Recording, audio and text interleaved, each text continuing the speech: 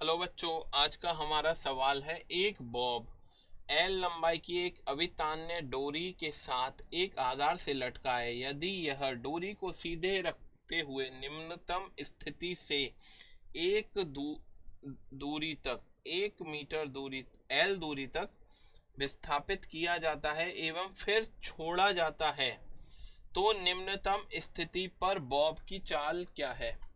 अब देखिए, हमारे पास एक ये बॉब है जो किसी आधार से लगा हुआ है। ये डिस्टेंस कितनी है हमारी, एल है। ठीक है।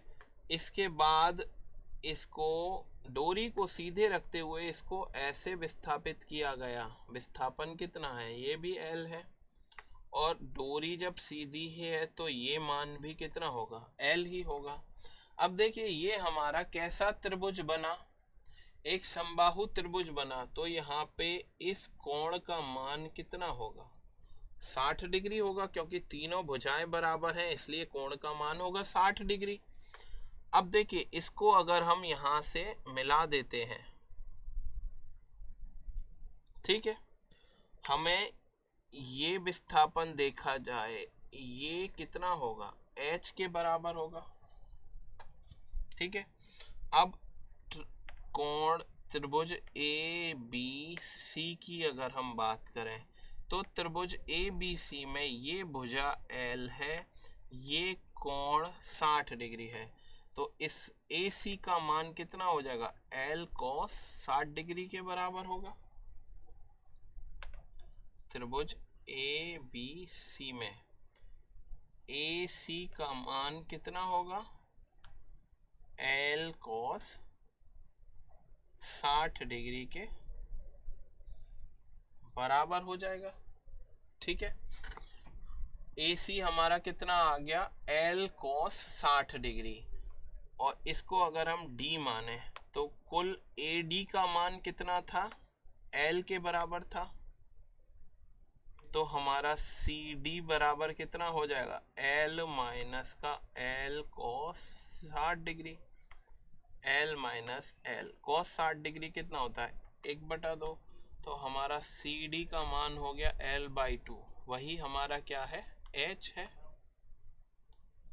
ठीक है। अब देखिए, जो हमारा विस्थापन हुआ है वो किसके विपरीत हुआ है।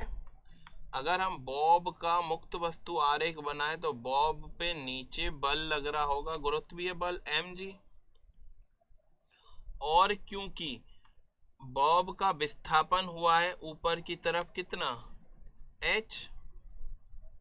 ठीक है,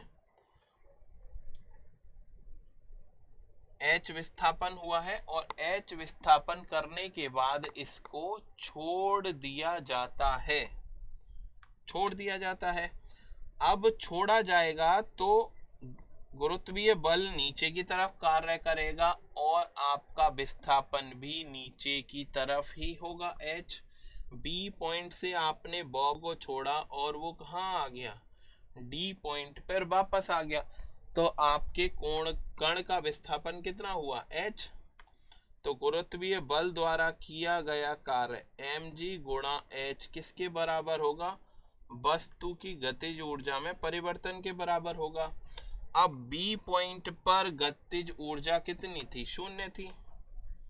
अंतिम गतिज ऊर्जा डी पॉइंट पर माइनस प्रारंभिक गतिज ऊर्जा बी पॉइंट पर। ठीक है। ये किसके बराबर होगा, mg गुणा h के बराबर होगा।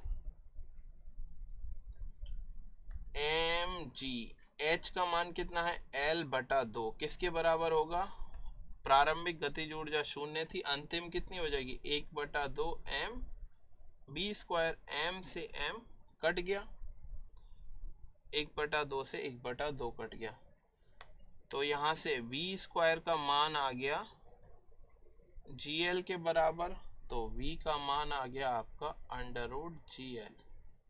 यही वस्तु की डी पॉइंट पर या निम्नतम स्थिति पर चाल होगी। आपका पहला ऑप्शन सही होगा। आशा है आपको सॉल्यूशन पसंद आया होगा। धन्यवाद।